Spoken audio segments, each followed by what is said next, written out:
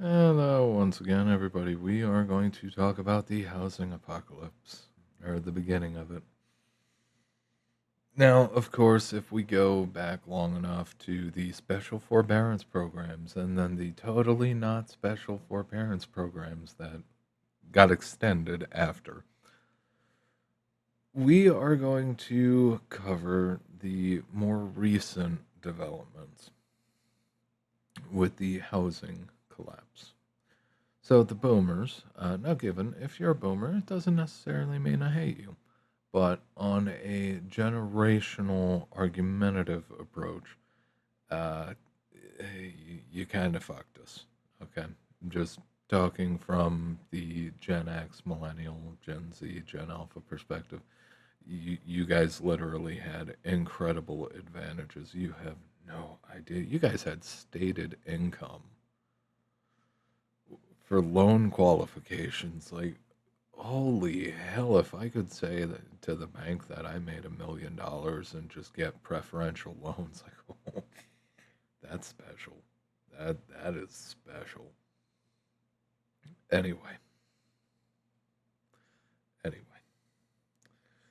So a bunch of the boomers are taking their houses off of the market. They were trying to sell out. Now, given we have to keep in mind that currently the average buyer's age is 40, 40 years old, just in time for that 50-year mortgage. That's special. That's a treat. Could you imagine being 90 years old paying off the house, the last mortgage payment? As that dollar just poofs to dust at the same time. Boomers are taking their houses off the market because the prices are actually starting to come down. Demand is absolutely collapsing because the younger people, millennials, Gen Z, Gen Alpha, not only do the younger generations not have the money after how many once in a lifetime events? How many times has their portfolio crashed and gone to zero? How many times have they gone from high paying job to subsequent lower quality, lower paying job because some boomer CEO thought it'd be a good idea to outsource to India and Malaysia and Pakistan and Afghanistan, literally any other country except the US. Shocker, people don't have money to buy your houses. Congratulations, wait until you see it hit stocks.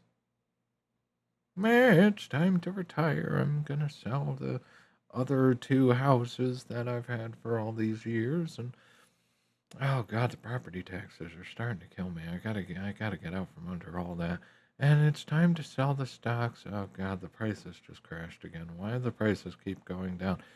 There's no actual like buyer depth is low outside of corporations buying things from each other. Like there's no absorption from the younger generations if you honestly try to sell these things. The price discounts that boomers have to do in order to offload their houses is significant. It's more than 25 grand, it's more than 50 grand, it's more than 75 grand. The reality is that the buyer sets the price. And BlackRock did a good amount of work propping up the housing market for the Fed and driving out future buyers because most people is just like, oh, okay, so the value of a house doubled. Most people have been put in the situation where they literally cannot save fast enough to outpace the increased cost of housing. Like they couldn't even build up the down payment, the deposit. And it's just like, oh my God, 20% down, 10% down, 5% down. Like people can barely make 1% down.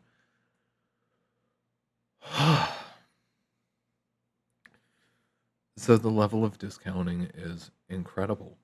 It's incredible. And once it gets to that psychological barrier, that breaking point, they're just taking the houses off the market. Like, no, not going to let it go for that. It, this is the thing. Inflating the housing prices, inflating prices in general, is really good when you want to borrow against assets. It's not so good when you actually want to sell those assets in a declining market environment. It's a really bad time. Banks are start now. This is the thing. Given we've had the special forbearance program with COOF, and then the totally not special forbearance program after COOF policies ended, banks that actually have been going through and doing foreclosures are unable to sell at their limit price. Okay, now this is something special, and this is for the most part been covered up, buried, just like the forbearance programs entirely. There are banks that have literally gone through with the foreclosure process. They are trying to offload the houses at auction. They set a limit price. We have to get, 220K for property X, 260 on property Y, 320 on property Z. People are going to the auctions and they're bidding at 50% of the limit price. Nobody, nobody wants to sign their life away on a mortgage at this point. Nobody. Not at these prices. Even with interest rates slowly coming down, nobody's jumping on board to be a slave to a house. All right. Not at this late stage of the game. The American housing market has been, for the longest time, it has been an inflation hedge. Now it's just a fucking liability, okay? Because with the insurance companies in the shape that they're in, like we're talking black holes that the Fed, honestly, the situation with the insurance companies might end up requiring a government bailout because with the inflation, even though the equity market has done well, the insurance companies are still getting hosed when they have to pay the inflated prices for all the things that they were insuring. They can't do it. The price of everything, of the labor, of the materials, everything's going up. For just a rough example of the overall condition of the building market, when it comes to construction, the bottom fell out of construction halfway through summer, all right, in my area.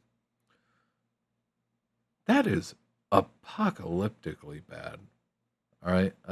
Now given I do have carpentry skill, but I was personally hoping on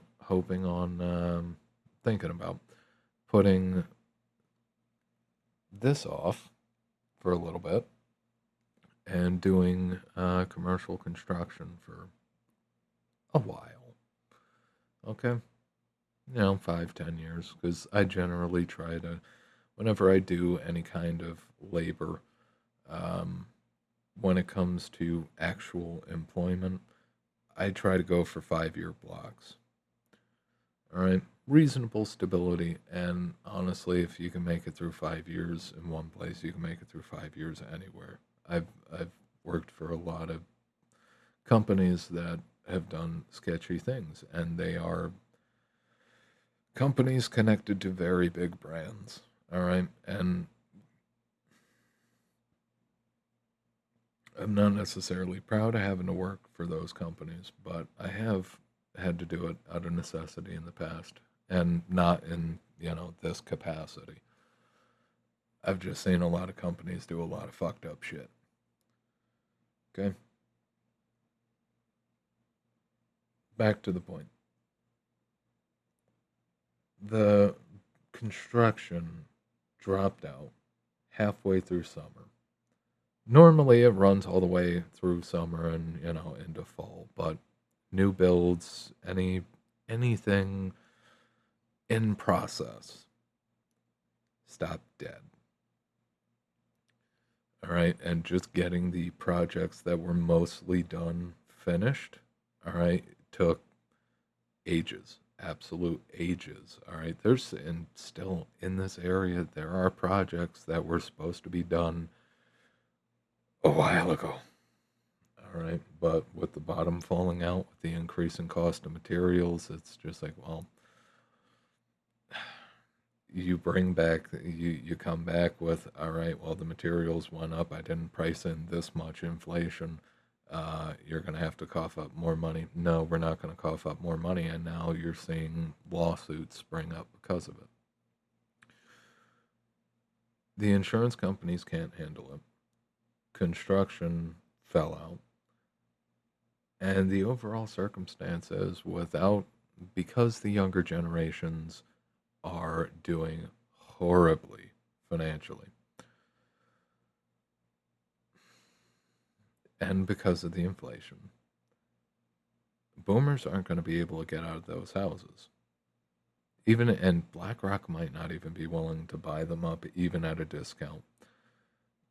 Because what's coming next is the property taxes and the insurance cost are going to explode.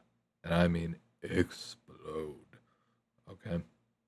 Now, given it depends on, it is area dependent as to how high the costs are going to go.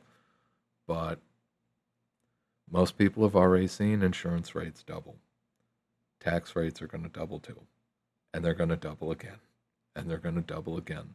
Because there are various levels of the system. Like a lot of people are looking at the inflation because of the schools, because of pension obligations, because of all of these things.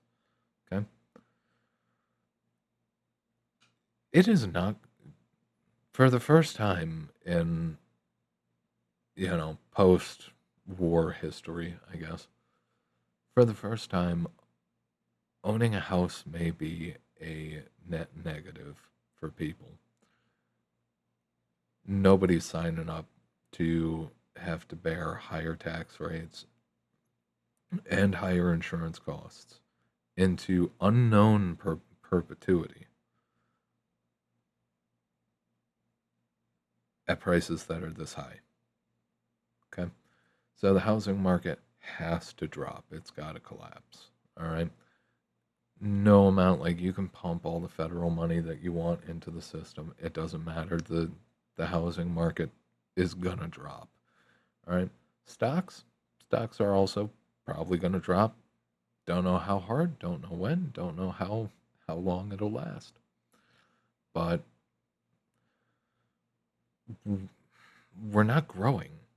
The economy isn't growing. Overall, things are stagnant, dead, or dying. All right. We're not growing. We're not without hiring, without jobs. There's less and less spending. Like literally, if you're a capitalist, capitalistically inclined, at some point you're gonna have the realization that, oh sweet Jesus, this is kind of what Marx was dancing around. All right, now that's not saying that I'm a raving Marxist or something, but it again, I'm big on duality. I can see both sides of the argument and perceive which side wins out. Okay. Also very good at reading people and those things in general. If the housing market were to go up, I would, and I could just leave it at this. If the housing market were to go up, were to rise, I would be very surprised. If the stock market were to recover to a reasonable extent outside of the AI bubble, I'd be very surprised. Okay, because the overall, like, what we're seeing now is not just the end of the post war system, but we are also seeing how all of the promises that were made are going to be broken. They're going to be inflated away. They're going to be taxed away. Silent tax, in your face tax, um, outright. Just now, we're not going to pay that. That's not going to happen. But there is no way to balance the situation. There's no balancing the American books, so to say, so to speak. There's no, there's no, there's no legitimate way. All right, now focus on the word legitimate. There is no legitimate way within the structure to fix the housing market, to deal with the political situation, to deal with the economic situation. There is no legitimate way within using mechanisms of the system. There is no way to rebalance it. Really, it's just a question of where do you want the deck chairs. All right, and that's difficult for people, and is reasonable. It's reasonable that people are averse to these subjects, and I get it. Believe me, I wish I could turn it off too. All right, I really do. Honestly, I wish I could just be normal and just. Uh, Honestly, sometimes I do think like God, just being a drunk vagrant, a drunk vagrant asshole with a cardboard sign might be fun. Okay, that just the only thing you have to worry about, the only stress is feeding yourself and restocking your MD 2020. Okay, like that'd be a pretty solid deal at this point. And honestly, more and more people, again, it's perception. A lot of people hate it. You see a lot of the old timers who can't work anymore and their social security isn't covering shit. And they're starting to move into campers. They're starting to move into tents, all right, public game lands, whatever. People are more and more, the old timers are burning out of the system and they're burning out hard. And yeah, there is room to feel bad for people, absolutely. But at the same time, when you go to the broad brush of you guys had control of the system, you guys still have control over the system. Like 80, 90 years old, you zombies, literal zombies in the Capitol building, and it's just like, you realize you knew that these problems, you knew this was going to be an issue going forward, and instead of dealing with it, extend and pretend, just fund it, print the money, and fund this shit show into perpetuity. Don't address the problems. Don't deal with anything. Just paper it all over. Now the whole country's in a weak position. The whole country's in a weak position because the reality is we haven't had, now I will absolutely make the argument, we haven't had real capitalism for a long time. But that's also not me saying that real capitalism could fix this. Okay, because the reality is, to the extent that capitalism exists, it exists for a short period of time. Very short, minute, all right? Because instantly people are corrupting it, all right? And it's the same thing with broader communism, all right? Communism, Marxism, any of the fucking trash bag ideologies. The ideologies are nice, but it's in the actual word itself, idealism. It sounds great on paper. When you put it into practice, people, their interpersonal relations, the drama, the bullshit, the classism, all of it, everything that is humanity conspires to rot any pure system to the core. I mean, we could bank on the idea of what was it, President Eden?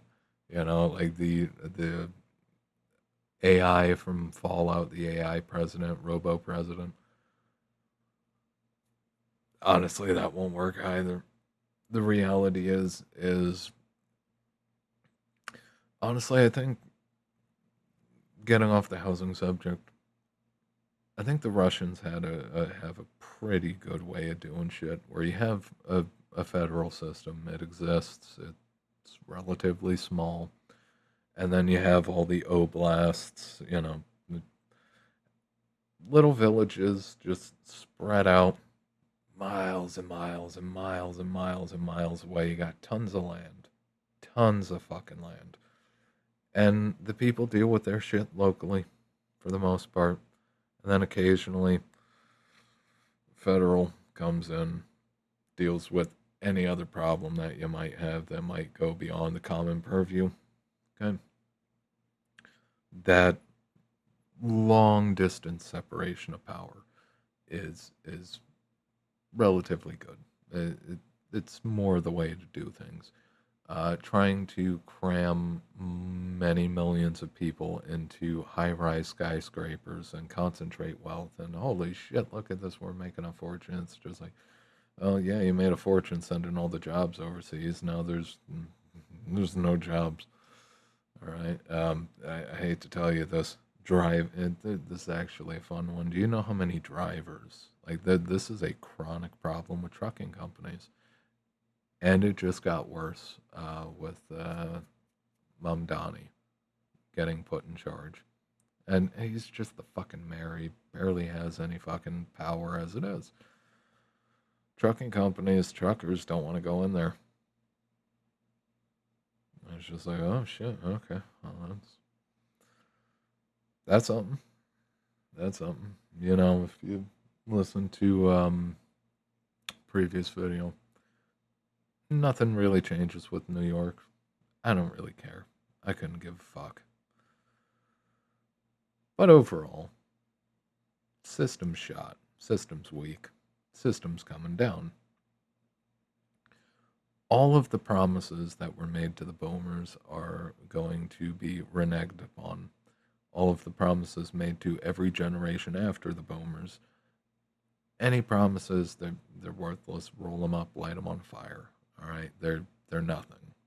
All of the promises are done. They're done. There's not enough. There's not enough value.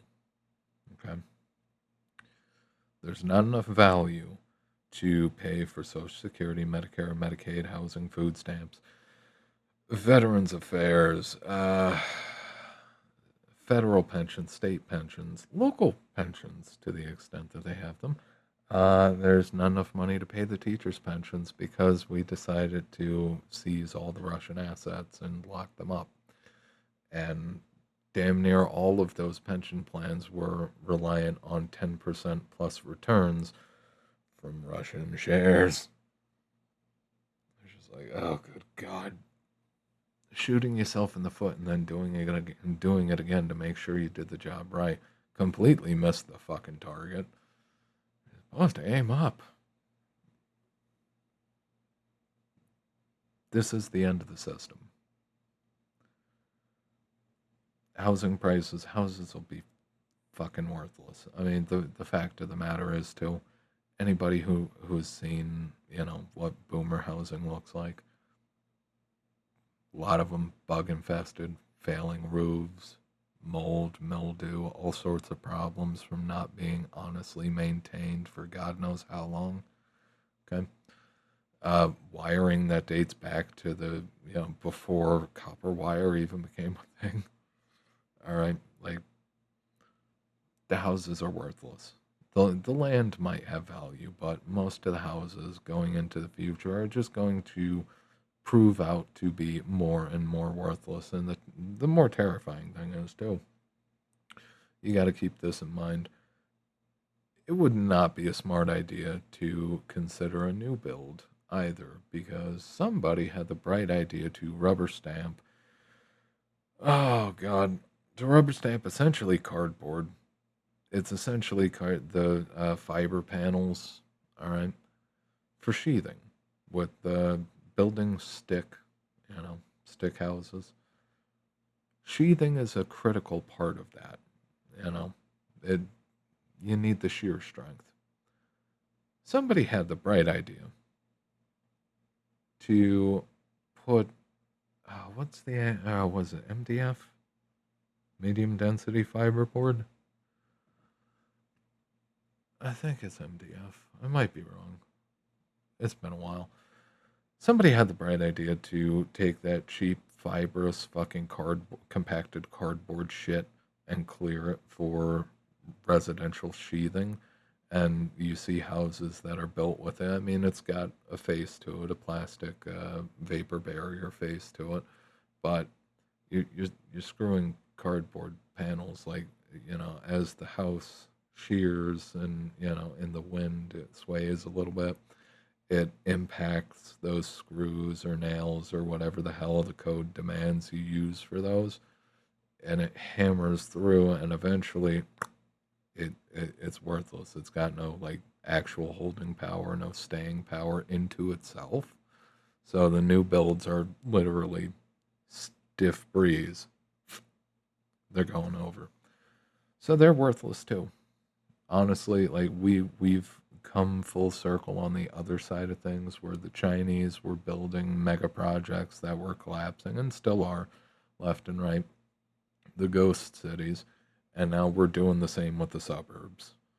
All right, it's they're building gigantic houses with junk sheathing. They're falling over. Also going to be another problem for the insurance companies because I mean, to the code, it passes. To anybody with a fucking brain cell, it doesn't pass. Okay, houses that were made in like the '80s were designed to stick it out like 30 years. When talking about stick housing in general, they were designed to make it 30 years. All right, reasonably. Although you could say less so the '80s, more so the '70s. And the by the time you get to the 2000s, houses were really designed to last like a decade, maybe a decade and a half before you need like major renovations, major work done to it. Housing that's being built now, I mean, Jesus Christ, you're talking about houses that are going to be lucky if they make it 5 years. All right. The new builds are terrifyingly bad. All right. Like you're talking like risks to general existence, health, and welfare. Like no, no. Even even the wealthy, all right, even people who are relatively wealthy and well-to-do, they're starting to get out of the housing market. The liabilities are too high. Liabilities are too high. Risks are too high. You got the political instability. You got the taxes. You got the insurance. You got all of that shit. You've got the reality that nearly the entirety of the American housing market needs massive renovations. They all need new roofs. They all need completely replaced walls. All right, like the studs are rotten out. Like there's a lot of work to get done, and there's not a lot of people um, competent, capable, and willing to do it at prices that are honestly acceptable for the insurance companies. All right, the cost of fucking people over is going higher than the point of just it's going beyond the levels where soon enough, I mean, insurance companies already do this, but just in general, insurance companies are just going to start taking the paperwork of your claims. You may have paid for years and never used it. They're just going to start running that through the shredder. They used to do it to people in the hood all the time to get out of having to pay for, car accidents, that kind of shit. Fun fact, don't trust in promises. Housing market is probably going to be a shit show for the next 10, 20, 30 years. Best move you can make is just keep doing something that I've recommended for multiple decades. Eliminate your liabilities. Cut your liabilities where you can. Don't take on any new ones. Okay? and just focus on getting yourself in a decent position. And honestly, ideally, you might want to consider leaving the country. And I say that, given I know all the implications, all the bullshit, all the headache with that. But America is not exactly going to be the nicest place to live when the entire fiat system collapses. I mean, we're talking about using stable coins backed by treasuries, all right, to soak up the increasing treasury market or the increasing amount of treasuries on the market. And it's just like, well, shit, now we need to kind of. Putin called out Trump for that immediately. Like, oh yeah, shocker, you guys have to do a fucking crypto fraud scheme to try to prop up your currency. Good job. I mean, he knows damn well. Putin knows damn well what the dollar is and what the dollar has served for the longest time. And the fact that the world reserve currency is always going to decline into dust. That this is a process that happens every single time without fail.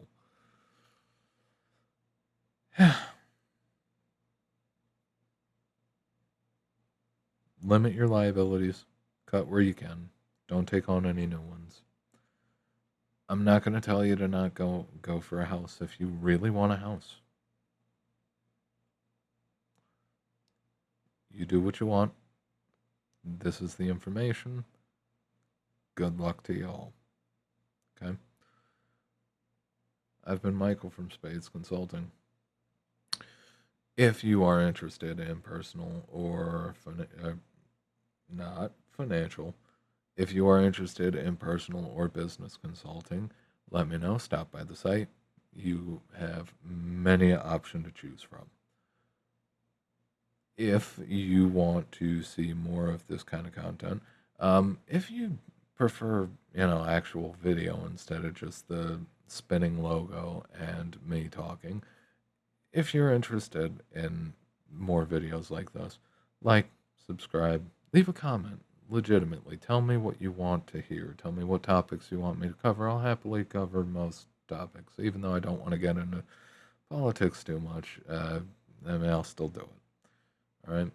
Um, Check out the Substack where you can subscribe for free, or you can do a paid subscription, and every month with that paid subscription, you will get a discount code valued more than the subscription on services from the website. Again, like, sub, follow, hype, ring the bell, dance in circles, slide the slide, uh, all the things. You know the deal. I'll see you guys next time. You have a good one.